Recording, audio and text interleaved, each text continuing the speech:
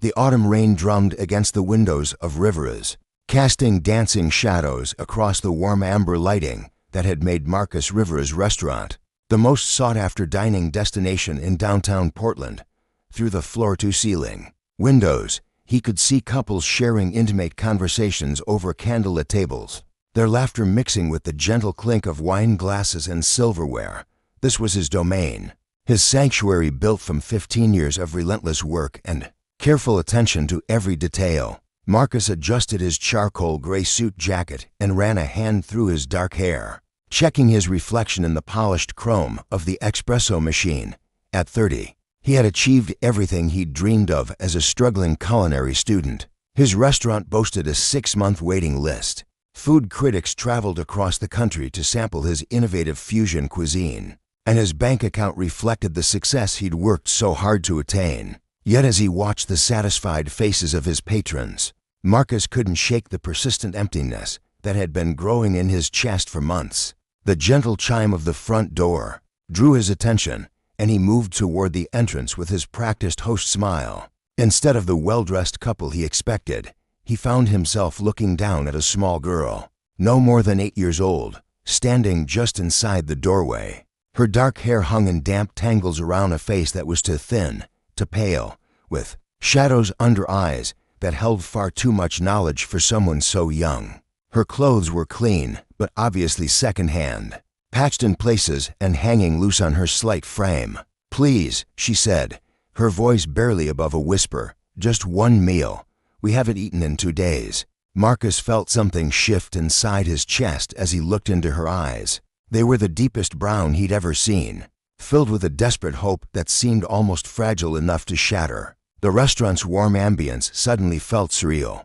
The soft conversations and gentle laughter a stark contrast to the quiet desperation. Standing before him, "What's your name, sweetheart?" Marcus asked, crouching down to meet her at eye level. His usual professional demeanor melted away, replaced by something raw and instinctive. "Luna," she replied, her small hands twisted together nervously. "Luna Vasquez. I know this is a fancy place, and I know we don't belong here, but I saw all the food through the window, and I thought maybe if I asked nicely." Marcus glanced around the restaurant. His other guests continued their meals, most unaware of the scene unfolding near the entrance. The maitre d', James, approached with a concerned expression, clearly intending to handle what he saw as an unwelcome interruption. "Sir, I can escort the young lady outside," James offered quietly. "No," Marcus said firmly, his eyes never leaving Luna's face. "She's my guest." Luna's eyes widened with surprise and something that looked like relief.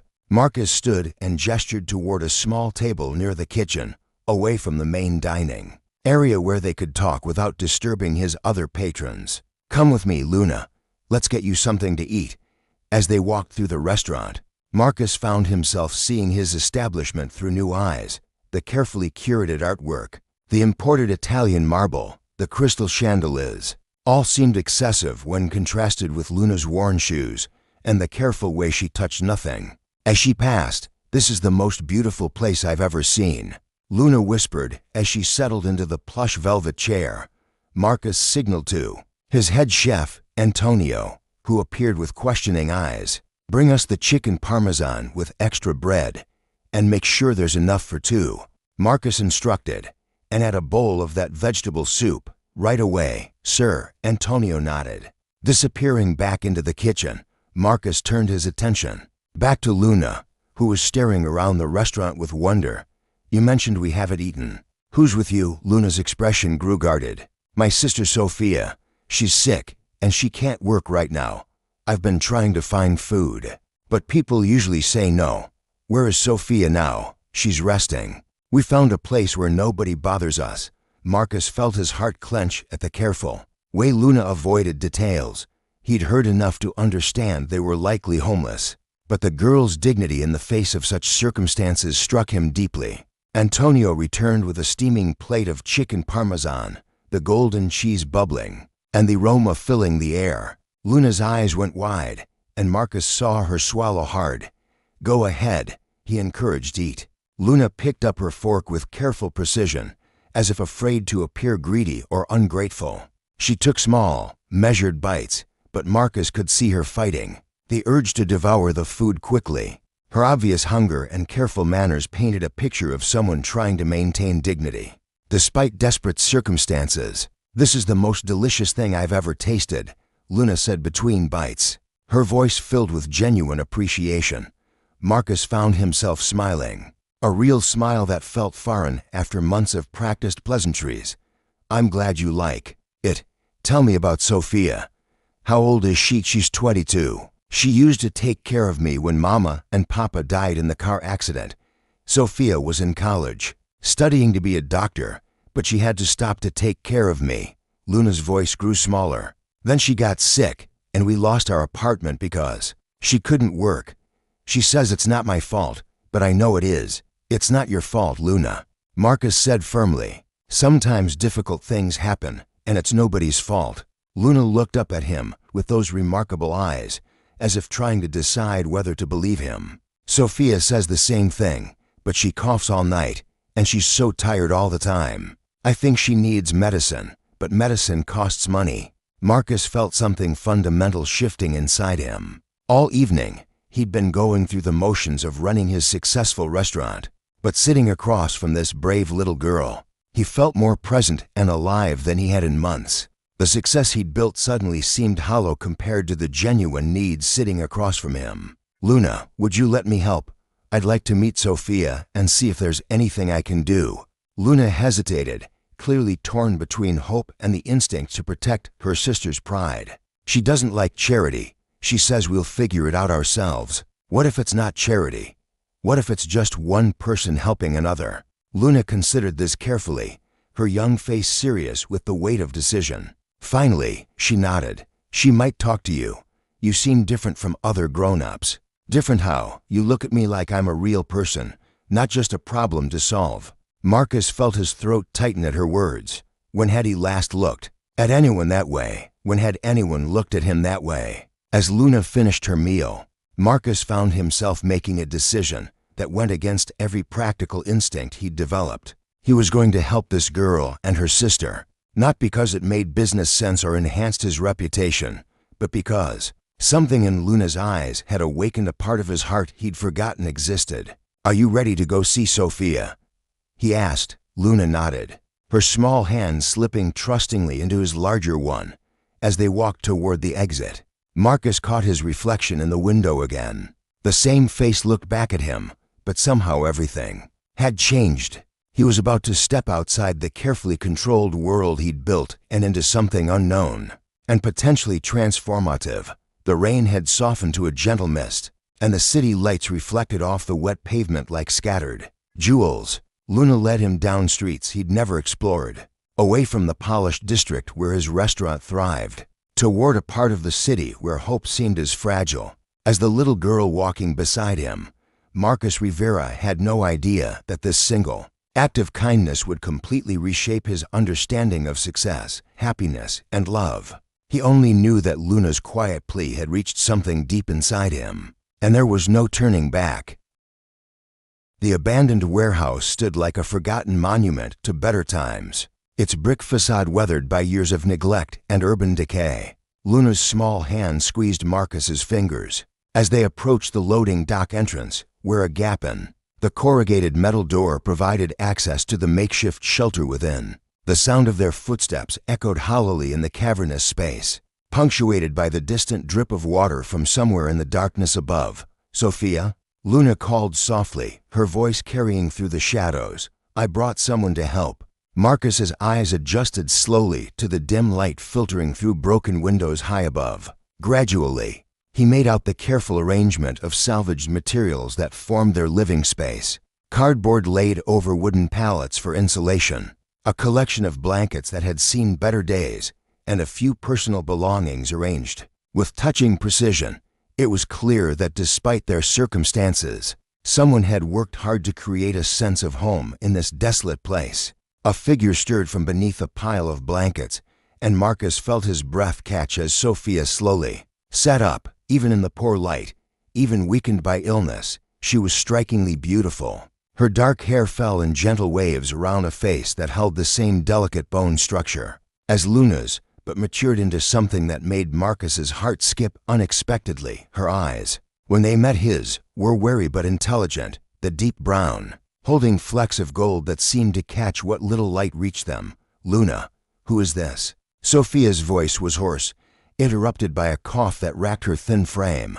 She pulled the blanket closer round herself, not from cold but from dignity, Marcus realized. Even in this vulnerable state, she carried herself with quiet pride.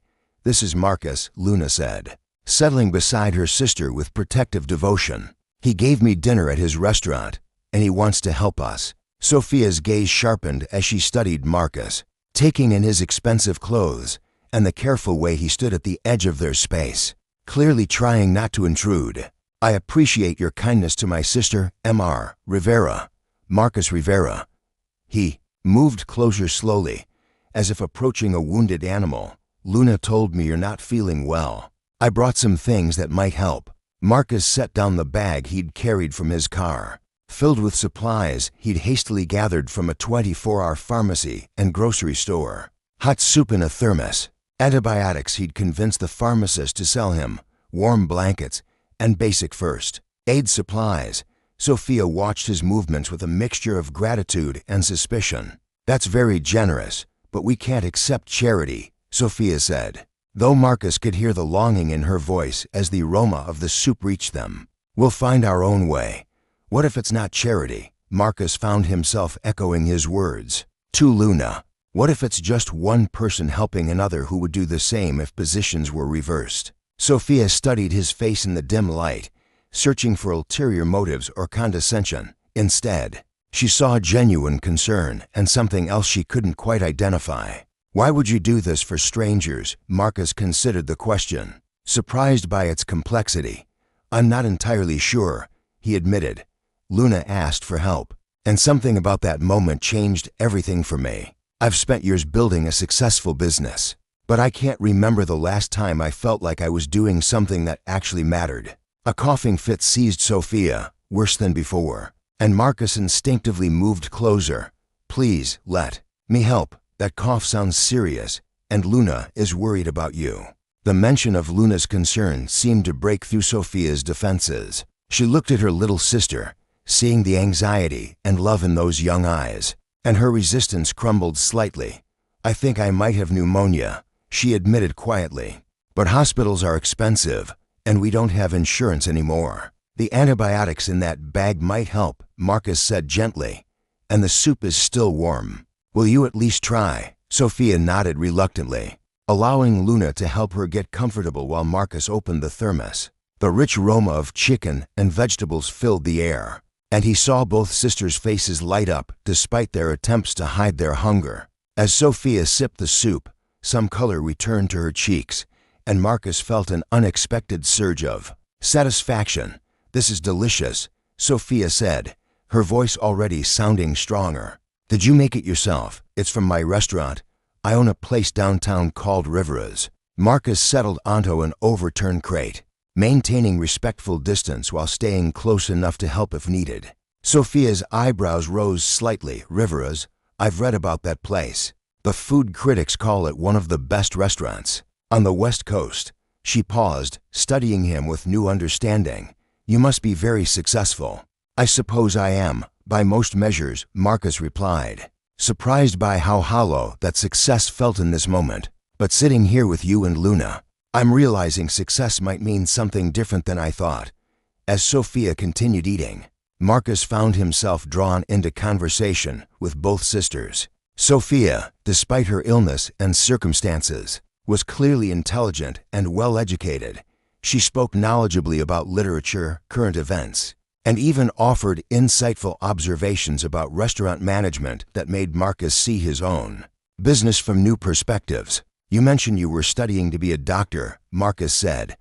"What happened?" Sophia's expression grew distant. "Our parents died in a car accident 2 years ago.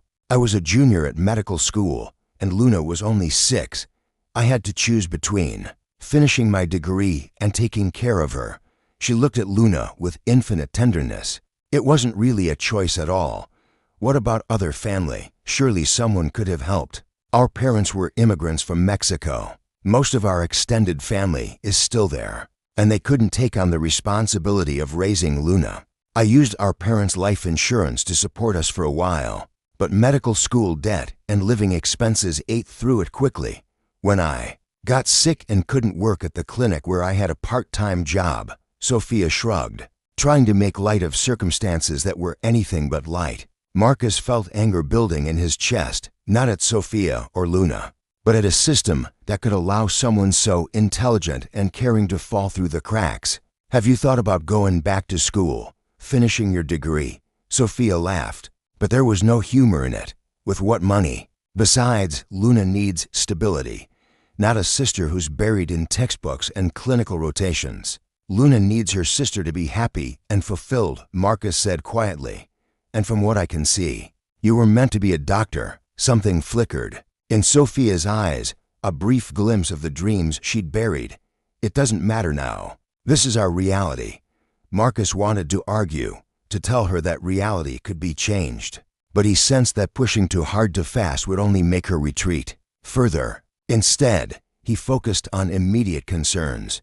The antibiotics should help with the infection, but you need to take the full course even after you start feeling better, he said. And you should try to eat regularly to build your strength back up. I'll try, Sophia promised. But I'll bring meals, Marcus said quickly. From the restaurant, we make far more than we sell anyway, and it would just go to waste otherwise. Sophia started to protest, but Luna piped up. Please, Sophia, you're getting sicker, and I'm scared. The simple honesty of Luna's fear seemed to deflate Sophia's pride. She nodded reluctantly. Just until I'm well enough to work again. Marcus smiled, feeling a warmth in his chest that had nothing to do with the soup.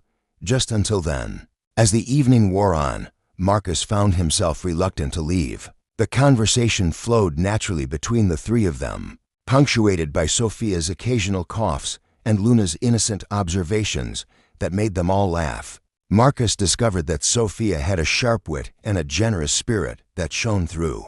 Despite their difficult circumstances, she asked thoughtful questions about his restaurant, his background, his dreams beyond business success. What made you want to become a chef? Sophia asked, wrapped more warmly now in one of the blankets he'd brought. My grandmother, Marcus said, surprised by how easily the memory came. She immigrated from Spain and ran a small restaurant in the neighborhood where I grew up. I spent every summer in her kitchen, learning not just how to cook, but how food could bring people together, create community, show love. That's beautiful, Sophia said softly. Food is love. I never thought of it that way. What about you? Why medicine? Sophia's expression grew thoughtful. I wanted to fix things that were broken, help people heal. She looked around their makeshift shelter with a self-deprecating smile. Ironic. Considering I can't even heal myself or fix our situation, you did fix something. Marcus said firmly, you kept your family together. You sacrificed your dreams to take care of Luna. That's a different kind of healing, but just as important. Sophia looked at him with surprise, as if she'd never considered her choices from that perspective. In the dim light, Marcus caught a glimpse of vulnerability beneath her strong exterior, and he felt something shift in his chest, something deeper than sympathy or even admiration. 3 weeks had transformed the abandoned warehouse from a place of desperation into something that almost resembled hope. Sophia's cough had disappeared.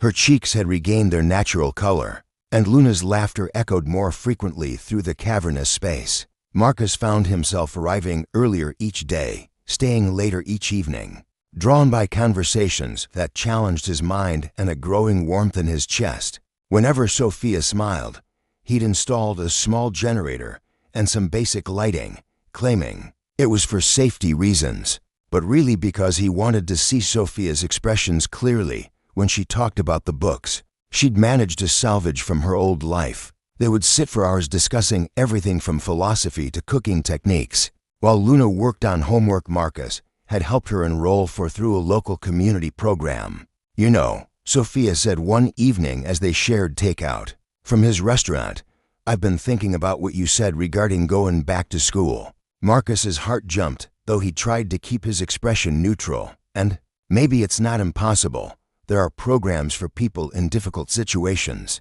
scholarships for returning students. Sophia's eyes held a light he hadn't seen before, the spark of rekindled dreams. I looked into it yesterday at the public library. That's incredible, Sophia. Marcus couldn't hide his enthusiasm. You'd be an amazing doctor. Their eyes met across the small space, and Marcus felt the familiar electricity that had been building between them over the past weeks. Sophia looked away first, a soft blush coloring her cheeks, but not before he caught the answering warmth in her gaze. Marcus, she said quietly, I need to tell you something. Before she could continue, Luna burst through the entrance with uncharacteristic urgency. Sophia, there's a fancy car outside, and a really dressed-up lady is walking this way. She looks angry. Marcus felt his blood freeze. There was only one person who fit that description and knew where to find him. He turned toward the entrance just as Elena Rodriguez stepped through the gap in the metal door, her designer heels clicking impatiently on the concrete floor. Elena Rodriguez was everything Marcus had once thought he wanted in a partner. Tall, elegant, with perfectly styled blonde hair and clothes that cost more than most people earned in a month. She came from old Portland money, moved in the right social circles, and had the kind of sophisticated beauty that photographed well at charity galas and business events. They'd been engaged for 8 months before Marcus called it off 6 months ago, realizing that their relationship was built more on mutual social advancement than genuine love. Marcus, darling, Elena said, her voice carrying the cultured tone that had once impressed him and now sounded artificially affected. I've been looking everywhere for you. You haven't been returning my calls. She took in the warehouse setting with barely concealed disgust, her gaze lingering on Sophia and Luna with the kind of assessment that made Marcus's jaw clench. Sophia instinctively moved closer to Luna, her protective instincts activated by Elena's obvious disapproval. Hello, Elena, Marcus said carefully. How did you find me here? Your staff said you'd been leaving early and acting strangely. I had you followed. Elena's admission was delivered without embarrassment, as if hiring private investigators to track ex-fiancés was perfectly normal behavior.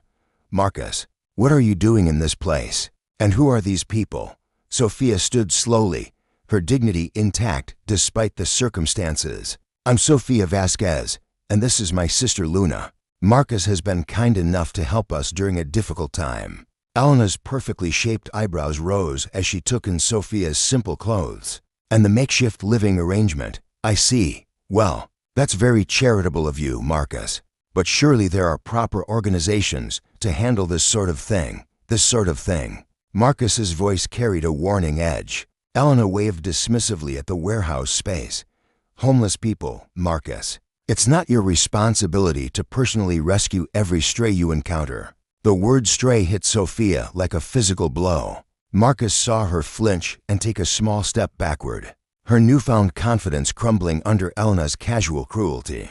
Luna moved closer to her sister, sensing the sudden tension in the air. Elena, Marcus said firmly, I need to speak with you outside. Actually, I think we should all hear what she has to say, Elena replied with a cold smile. After all, it concerns everyone here. Marcus felt dread pooling in his stomach. Elena had that predatory look she got when she was about to deliver what she considered a decisive blow in any social or business situation. I've come to bring you to your senses, Marcus. Your restaurant has suffered during this little charitable phase of yours. Reservations are down, staff morale is questionable, and people are starting to talk about your odd behavior. Elena's voice took on the reasonable tone she used when manipulating business partners. It's time to remember who you really are and what you've worked to build. She moved closer to Marcus, her manicured hand settling possessively on his arm. We were good together, Marcus. We understood each other's ambitions, supported each other's goals. We can have that again. Marcus looked down at Elena's hand on his arm, then across at Sophia, who was watching the interaction with carefully hidden pain. He could see her retreating emotionally, building walls to protect herself from what she assumed was inevitable. What exactly are you suggesting, Elena? Elena's smile became triumphant. Come home with me tonight. Let me remind you what your real life looks like. As for your charitable project here, she glanced dismissively at Sophia and Luna. I'm sure The city has programs to help people like this find appropriate accommodations. The casual way Elena reduced Sophia and Luna to people like this ignited something fierce in Marcus's chest. But before he could respond, Sophia spoke up. "She's right, Marcus." Sophia's voice was steady, but Marcus could hear the hurt beneath it. "You have a life to get back to, a successful business, important connections. Luna and I will be fine on our own." "Sophia, that's not, really, it's okay," Sophia continued, her smile bright and artificial. "We're grateful for everything you've done, but we always knew this was temporary. You've helped us get back on our feet, and now we can take care of ourselves." Luna looked confused, glancing between the adults as she sensed undercurrents she didn't fully understand. "But Marcus is going to help you apply for school, remember? And he was going to teach me how to make that pasta sauce. Plans change, little one," Sophia said gently, her hand smoothing Luna's hair with infinite tenderness. Elena watched this exchange with satisfaction. "See, everyone understands the situation. Marcus, I have dinner reservations at Le Bernardin. We can discuss our future over proper food in appropriate surroundings." Marcus found himself at a crossroads he hadn't expected. On one side was Elena, representing everything familiar and safe: his old life, his social status, the path of least resistance. On the other side was Sophia, whose quiet strength had awakened something in him he'd never known existed, but whose pride was now building an impenetrable wall between them. "I need some air," Marcus said abruptly, pushing past Elena toward the entrance. Outside in the cool evening air, Marcus leaned against his car and tried to process what had just happened. Elena followed, her expression a mixture of triumph and impatience. "Marcus, really? This whole thing has gone too far. I understand the impulse to help, but you're getting emotionally involved with people who are essentially strangers. It's clouding your judgment, is it?" Marcus asked quietly. "Of course it is. Look at what you've done to yourself these past few weeks. You're neglecting your business, your social obligations, your real relationships." Elena stepped closer, her voice becoming softer, more seductive. "I've missed you, Marcus. We had something real, something built on shared values and mutual respect." Marcus looked back toward the warehouse entrance, knowing that inside, Sophia was probably packing their few belongings and preparing to disappear into the city's shadows. The thought of never seeing her again, never hearing her laugh or watching her eyes light up when she talked about her dreams, created an ache in his chest that surprised him with its intensity. "Come with me tonight," Elena continued. "Let me show you what you've been missing." Marcus looked at Elena, really looked at her, and realized that everything she represented no longer held any appeal. The sophisticated conversation that had once impressed him now seemed shallow. The social connections that had once seemed important now felt meaningless. The life she offered, while comfortable and successful, was ultimately empty of the genuine connection he'd found in a warehouse with two homeless sisters. "No, Elena," he said finally. Elena's confident expression faltered. "No to dinner, or no to us, no to all of it. We wanted different things, and that hasn't changed. I'm not the same person who was engaged to you, and I don't want to be." Elena's face hardened. "Fine, but don't come crying to me when this little fantasy falls apart, when the novelty wears off and you realize you've thrown away everything real for some romantic notion about rescuing people who will never be part of your actual world." Marcus returned to find the warehouse transformed by a heavy silence that felt more oppressive than the building's usual shadows. Sophia was methodically folding their few belongings into a worn duffel bag, her movements precise and controlled, in the way people moved when they were fighting to hold themselves together. Luna sat cross-legged nearby, watching her sister with worried eyes that seemed to knowing for an 8-year-old. "You don't have to leave," Marcus said quietly, his voice carrying across the space between them. Sophia didn't look up from her packing. "Yes, we do. Your friend made that very clear." "Elena isn't my friend, and she doesn't speak for me." Sophia's hands stilled for a moment before resuming their careful folding. "She's right though, isn't she? About your life, your business, what you've worked for. We don't belong in that world, Marcus." Marcus moved closer, noting how Sophia's shoulders tensed as he approached. "What if I don't want that world anymore?" "Don't be ridiculous. Sophia's voice carried a sharp edge he'd never heard before. You don't throw away 15 years of success for people you've known 3 weeks. I'm not throwing anything away. I'm choosing what matters. Sophia finally looked at him, and Marcus saw pain mixed with anger in her dark eyes. We matter? To homeless women living in an abandoned warehouse, we're your charity case, Marcus, nothing more. The words hit Marcus like physical blows. Is that really what you think? It's what I know. Sophia stood abruptly, putting distance between them. I've seen the way you look at this place, at our situation. You feel sorry for us. Maybe you've even convinced yourself there's something more. But pity isn't love, Marcus. Luna spoke up suddenly, her young voice cutting through the tension. He doesn't look at us like we're broken things that need fixing. Both adults turned to stare at the little girl, who was watching them with unusual intensity. He looks at Sophia the way Papa used to look at Mama. Luna continued with the brutal honesty of childhood, like she makes the world more beautiful just by being in it. Sophia's face crumpled briefly before she regained control. Luna, that's enough. But it's true. And Sophia looks at him the same way, even though she pretends not to. Luna stood up, moving between the two adults with 8-year-old determination. Why are you both being so stupid, Luna? Sophia's voice was sharp with embarrassment. Marcus knelt down to Luna's level, his heart breaking at the confusion and frustration in her young face. What do you mean, sweetheart? I mean you make each other happy, really happy. Not just pretend happy. Sophia smiles more when you're here, and she talks about things she wants to do again, instead of just things we need to survive. Luna looked back and forth between them. And you laugh more than when we first met you. You seemed lonely then, but you don't anymore. Marcus felt something loosen in his chest at Luna's words. The truth, spoken with childlike clarity, cut through all the complications and fears they'd been building between them. And that scary lady in the fancy dress, Luna continued. She made you look tired again like you did that first night, like being around her took something away instead of giving you something. Sophia was staring at her sister in shock, probably hearing truths she hadn't wanted to acknowledge. Marcus stood slowly, keeping his eyes on Sophia's face. Luna's right, he said quietly. Elena does make me tired. Being around her feels like performing a role I don't want to play anymore. Marcus, don't do this, Sophia whispered. Don't make this more complicated than it needs to be. It's not complicated. I'm falling in love with you, Sophia. Maybe I've already fallen. The words hung in the air between them, simple and terrifying in their honesty. Sophia's eyes widened, her carefully constructed defenses wavering. You can't, she said desperately. We're from completely different worlds. You're successful, educated, sophisticated. I'm homeless, Marcus.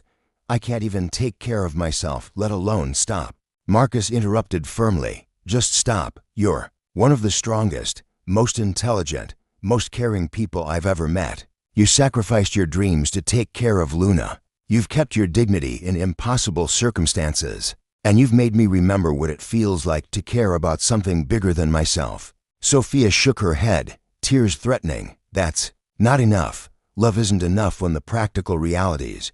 What practical realities? Marcus stepped closer. That you don't have money, money can be earned. That you didn't finish medical school, you can go back. That we come from different backgrounds. I don't care about backgrounds, Sophia. I care about who you are. Your customers will care. Your business associates, your social circle. Then they're not people I want in my life anyway. Marcus reached for her hands, relief flooding through him when she didn't pull away. I spent 6 months engaged to someone who looked perfect, on paper, who fit seamlessly into my world, and I was miserable. These past 3 weeks with you and Luna have been the happiest I've ever been. Sophia's resolve was cracking, hope and fear warring in her expression. Marcus, I'm scared. I don't know how to be with someone like you. I don't know how to navigate your world. We'll figure it out together. Besides, Marcus smiled, I think. You underestimate yourself. You held your own with Elena tonight, didn't you? A small smile tugged at Sophia's lips despite her tears. She was horrible. She was. And you were gracious and dignified and everything she wasn't. Marcus brought Sophia's hands to his lips, pressing gentle kisses to her knuckles. I love you, Sophia. Not because I feel sorry for you. Not because you're my charity project. but because you're brilliant and brave and beautiful. And being with you makes me want to be a better man." Sophia's tears spilled over then, but Marcus could see her walls finally coming down. "I love you too," she whispered. "I've been trying not to, but I love you too." Marcus pulled her into his arms then, feeling her tension melt away as she pressed her face against his chest, over her head. He saw Luna grinning triumphantly, and he winked at the little girl who'd had the courage to speak truths the adults had been too afraid to voice.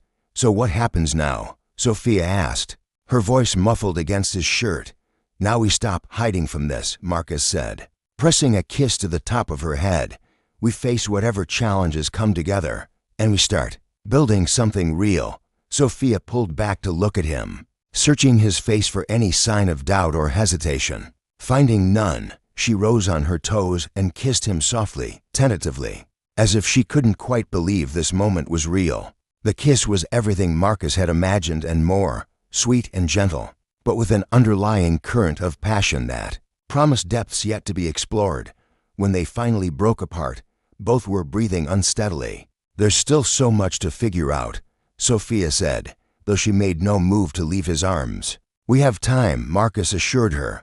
"But first, you're both coming home with me. No more warehouse, no more uncertainty about where you'll sleep or what you'll eat." Sophia started to protest, but Marcus silenced her with another gentle kiss. "We're in this together now, remember. Partners don't let partners live in abandoned warehouses." Luna cheered from across the room, her young voice echoing with joy and relief. The sound made both adults laugh, breaking the last of the tension that had filled the space. As they gathered their belongings and prepared to leave the warehouse behind, Marcus realized that Elena had been wrong about one crucial thing. This wasn't a fantasy that would fade with time. What he felt for Sophia, what they were building together, was more real and substantial than anything he'd ever experienced. The successful restaurateur who'd entered this warehouse 3 weeks ago to perform a simple act of charity was gone, replaced by a man who understood that the most important successes couldn't be measured in dollars or status symbols. They were measured in moments like this, when the people chose love over fear, together over apart, hope over resignation. Outside, the city sparkled with lights and possibilities. Marcus helped Sophia and Luna into his car, noting how different this felt from the desperate night when he'd first brought them food. Then he'd been trying to help strangers.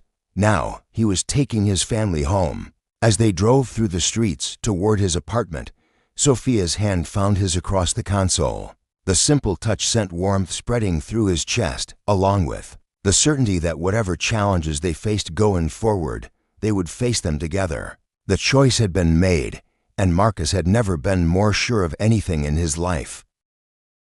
6 months later, the morning sun streamed through the floor-to-ceiling windows of Marcus's downtown apartment, casting golden light across the breakfast table where 3 people had gathered for what had become their favorite ritual. Sophia sat, cross-legged in one of Marcus's oversized shirts, her hair pulled back in a messy bun as she reviewed medical school applications on her laptop. Luna, now enrolled in an excellent private school that Marcus insisted on funding, was carefully arranging fresh flowers she'd picked from the rooftop garden they'd planted together. "The admissions interview at OHSU is next week," Sophia said, looking up from her screen with a mixture of excitement and nervousness. "I still can't believe they're considering me for their accelerated program." Marcus looked up from the stove, where he was preparing Luna's favorite pancakes, shaped like butterflies as had become tradition. "They'd be crazy not to accept you. Your entrance exam scores were incredible." "That's because I had the best tutor," Sophia said, her eyes soft with affection as she watched him flip pancakes with the same precision he brought to everything in the kitchen. The transformation in all their lives still amazed Marcus sometimes. Sophia had thrown herself into preparing for medical school with the same determination she'd once used to survive on the streets. Her natural intelligence, combined with years of deferred dreams, had created a formidable student. She'd aced her MCATs, completed prerequisite courses with distinction, and impressed every interviewing committee with her combination of academic ability and genuine compassion. Luna had blossomed in ways that brought tears to both adults' eyes. The scared, too thin child who'd begged for food outside his restaurant had become a confident, joyful girl who excelled in school and had developed a passion for cooking that rivaled Marcus's own childhood enthusiasm. She spent afternoons in River's kitchen, learning techniques from Antonio and creating her own recipes with fearless creativity. "Marcus," Luna said suddenly, looking up from her flower arrangement, "Mrs. Chen wants to know if you're coming to the school art show next Friday. I have 3 paintings in the exhibition. Wouldn't miss it," Marcus assured her, setting a plate of butterfly pancakes in front of her. "What did you paint?" Luna grinned, syrup already dripping from her fork. "One is the warehouse where we used to live, but I made it beautiful with flowers growing through the walls. One is River's restaurant with all the warm lights. And one is," she paused dramatically, "it's a secret." Sophia laughed, reaching over to ruffle Luna's hair. "She's been working on that mysterious 3rd painting for weeks. Won't let me see it. All great artists need some secrets," Marcus said solemnly, earning another giggle from Luna. As they ate breakfast together, Marcus marveled at how natural this felt, how perfectly the 3 of them had fit together once they'd stopped fighting it. There had been challenges, of course. Sophia's pride had clashed with Marcus's desire to provide for them. Luna had struggled initially with the transition from survival mode to stability. Marcus had faced criticism from some of his social circle, though he'd discovered he cared far less about others' opinions than he'd expected. Elena had made one final attempt at reconciliation, appearing at River's with what she'd clearly thought was devastating news about Marcus's reputation suffering due to his relationship with Sophia. Instead, Marcus had found himself grateful for the reminder of what he'd escaped. Elena's cold calculation and social climbing felt like relics from another lifetime. "I have some news," Sophia said suddenly, her voice carrying an undercurrent of excitement that made both Marcus and Luna look up. "Good news or bad news?" Luna asked, always direct in her approach to information. "Good news. Very good news." Sophia's smile was radiant. "I got a call yesterday afternoon. The scholarship committee at OHSU approved my application for the full ride scholarship for disadvantaged students returning to medicine." Marcus felt his heart swell with pride and joy. "Sophia, that's incredible. You did it." "We did it," Sophia corrected, reaching for his hand. "I couldn't have gotten here without you. Without both of you." Luna cheered, jumping up from her chair to hug her sister. "You're going to be the best doctor ever." "I'm going to try," Sophia said, holding Luna tight. "And the best part is, the program is designed for people with family responsibilities. I won't have to choose between medical school and taking care of you." Marcus watched this exchange with deep contentment, but also with a question that had been growing in his heart for weeks. As Luna settled back into her breakfast, chattering excitedly about telling her teachers about Sophia's acceptance, Marcus caught Sophia's eye. "There's something I want to talk to you about," he said quietly. Sophia's expression grew attentive, perhaps picking up on the seriousness in his tone. "What is it?" Marcus took a deep breath, suddenly nervous in a way he hadn't been since their first real conversation in the warehouse. "I've been thinking about our future, about what we're building together. Marcus, if this is about the scholarship, I know medical school will be demanding, but we can make it work." "It's not about medical school," Marcus interrupted gently. "It's about something more permanent." He stood up, moving to the kitchen counter where he'd hidden a small velvet box for the past 2 weeks, waiting for the right moment. When he turned back, Sophia's eyes went wide as she saw what he was holding. "Marcus," she whispered. "I know we haven't been together very long in conventional terms," Marcus said, returning to kneel beside her chair, "but I've learned more about love and happiness in these past 6 months than in all the years before I met you." Luna had gone completely still, her fork suspended halfway to her mouth as she watched the scene unfold. "Sophia Vasquez," Marcus continued, opening the box to reveal a simple but elegant ring. "Will you marry me? Will you let me be your partner in everything, officially and forever?" Sophia's hands flew to her mouth, tears streaming down her face. "Marcus, are you sure? Medical school will be so demanding, and Luna needs stability, and I'm absolutely certain," Marcus said firmly. "I want to marry you. I want to adopt Luna if she'll have me. And I want us to be a real family. All the challenges, all the chaos, all the beautiful ordinary moments like this one. Sophia looked at Luna, who was practically vibrating with excitement. What do you think, little one? Would you like Marcus to be your official big brother? Are you kidding? Luna launched herself at Marcus, nearly knocking him over with her enthusiasm. Yes, yes, yes, yes, can I call you Papa? My real Papa would have liked you, I think. Marcus felt tears sting his eyes as he held Luna tight. I would be honored if you called me Papa. Sophia, Luna said urgently, turning back to her sister. Say yes right now. Sophia laughed through her tears, looking at Marcus with wonder and overwhelming love. Yes, she said simply. Yes to all of it.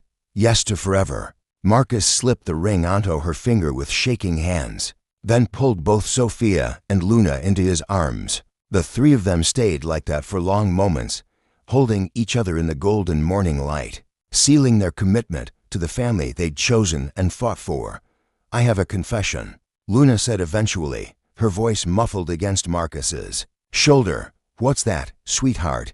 Sophia asked. The secret painting. It's a portrait of all three of us. I painted it because I wanted to capture what we look like when we're happy together. Luna pulled back to look at both adults seriously. I was hoping this would happen. Marcus and Sophia exchanged amazed looks over Luna's head. You knew? Sophia asked. I hoped. Luna corrected. You two were taking forever to figure it out. Later that evening, after Luna had gone to bed clutching the adoption papers Marcus had already prepared hopefully. Weeks ago, Marcus and Sophia sat on their balcony overlooking the city. Sophia wore his grandmother's ring, which had fit perfectly, as if it had been waiting all these years for the right hand. Do you ever think about that first night? Sophia asked, curled against Marcus's side, when Luna asked for leftover food. Every day, Marcus admitted. I keep thinking about how different everything would be if I'd said no, or if you hadn't trusted me enough to let me help. I was so scared, Sophia confessed. Scared of needing help, scared of hoping for something better, scared of letting myself care about someone who could disappear from our lives. And now, Sophia turned in his arms to look at him, her eyes reflecting the city lights below. Now I'm still scared sometimes, but it's a different kind of scared. I'm scared of how much I love you, how complete you make our little family feel, how much better everything is with you in it. Marcus kissed her softly, tasting the salt of happy tears on her lips. I love you too, both of you, more than I ever thought possible. As they sat together under the stars, Marcus reflected on the journey that had brought them here. He'd thought success meant building something impressive and profitable, maintaining the right social connections, achieving recognition in his field. Now he understood that real success was much simpler and infinitely more complex. Success was Sophia's laughter when she thought he wasn't looking. It was Luna's pride when she mastered a new recipe or aced a test. It was the way they'd all learned to be vulnerable with each other, to ask for help when they needed it, to give support without keeping score.